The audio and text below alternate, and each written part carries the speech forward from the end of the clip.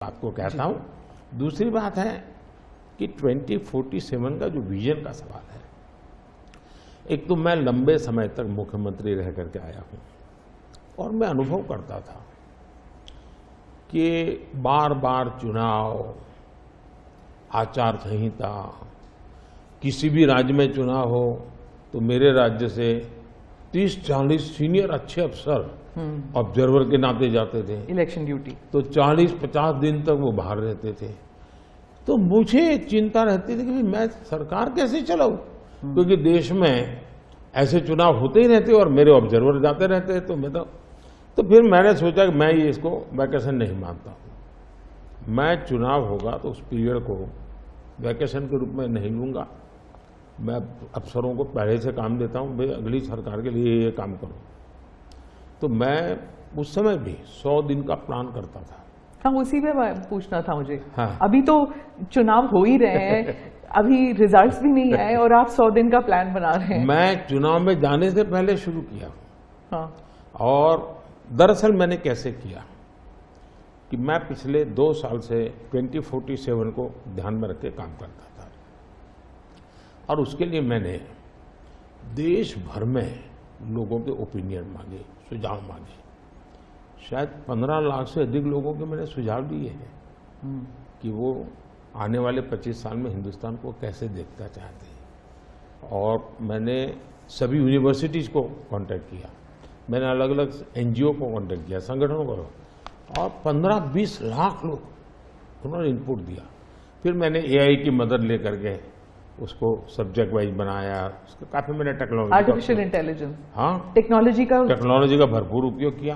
Okay. मैंने हर विभाग में अफसरों की एक डेडिकेटेड टीम बनाई कि भाई इस पर काम कीजिए, कैसे हो सकता है अगले टर्म के लिए, 25 साल के लिए। 25। और फिर मैंने खुद ने उनके साथ बैठा, प्रेजेंटेशन दिए 2-2, 2.5 घंटे, और मेरा विजन के अनुरूप क्या चीजें हैं, कौन सी चीजें डुएबल हैं, कौन सी चीजें डुएबल नहीं। थोड़ा सा ट्रेलर बता सकते हैं? उसको मैं ऐसा है कि आचार संहिता चल रही है। अच्छा। मैं अभी अगर इन चीजों को बताऊंगा तो शायद कोई उसको गलत अर्थ में ले लेगा, तो मैं उसमें फंसना नहीं चाहता हूँ जी। लेकिन इसमें कुछ छुपा हुआ नहीं है, मिल ही जाएगा।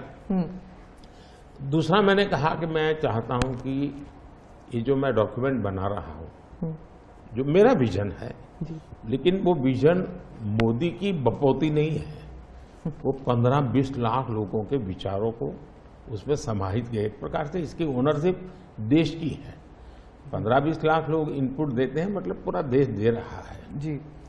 मैंने क्या किया है कि मैंने उसको अभी डॉक्यूमेंट के रूप में तैयार करवा रहा हूं। जैसे ही चुनाव प्रक्रिया पूरी हो जाएगी तुरंत वो स्टेट को भेज दिया जाएगा। ओके। मैं चाहूंगा कि स्टेट उस पर काम करे। स्टेट को क्या लगता है, क्या हो सकता है, क्या नहीं। और वो सिर्फ बीजेपी स्टेट्स नहीं है, सभी नहीं, पूरा देश, ये देश का है, ये भाजपा का नहीं है जी। ओके। ये काम देश का है जी। फिर मैं नीति आयोग की मीटिंग बुलाऊंगा, उसमें इस पर व्यापक चर्चा करूंगा मुख्यमंत्रियों के साथ, और फिर उसमें से एक फाइनल चीज बनेगी। दूसरी तरफ मैंने अफसरों को कहा कि अभी जो हमारे सामने चित्र बना है, जो कुछ भी इनपुट आए उसके आधार पर मैंने अपने इनपुट दिए। उसमें से मुझे 3 हिस्सों में काम करना है।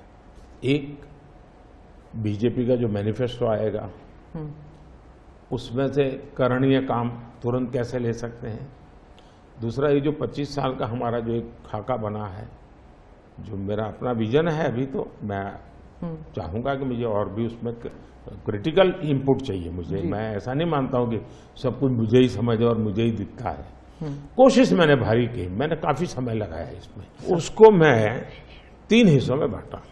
एक 25 साल, उसके लाइट में मेरे नेक्स्ट 5 ईयर, और उसके लाइट में मेरे फर्स्ट 100 डेज। तो इस प्रकार से मैंने पूरा डिजाइन बना अफसरों को काम पे लगा दिया है, क्योंकि मैं 1 मिनट भी गंवाना नहीं चाहता हूं जी।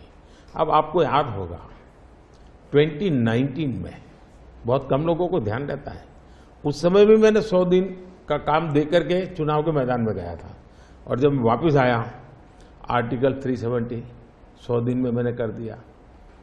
3 तलाक से मेरी बहनों को मुक्ति दिला दी। पहले 100 दिन में किया। यूएपीए बिल सिक्योरिटी को लेकर के हमने 100 दिन में कर दिया। बैंकों का मर्जर बहुत बड़ा काम था, हमने 100 दिन में किया। इतना ही नहीं, पशु का टीकाकरण, ये कोविड के टीकाकरण की इतनी चल रहा है ना, मैं देश में पहली बार करीब 15,000 करोड़ रुपया लगा करके पशुओं के टीकाकरण का बड़ा अभियान चला रहा हूं, और मैंने 19 में पहले 100 दिन में किया था। तो मैं 100 दिन का क्या काम करना वो हैफाजत नहीं करता, मैं बिल्कुल प्लानिंग करके उसको आधार पर आगे चलाता हूं। If you like this video, then like, share and subscribe to ET Now.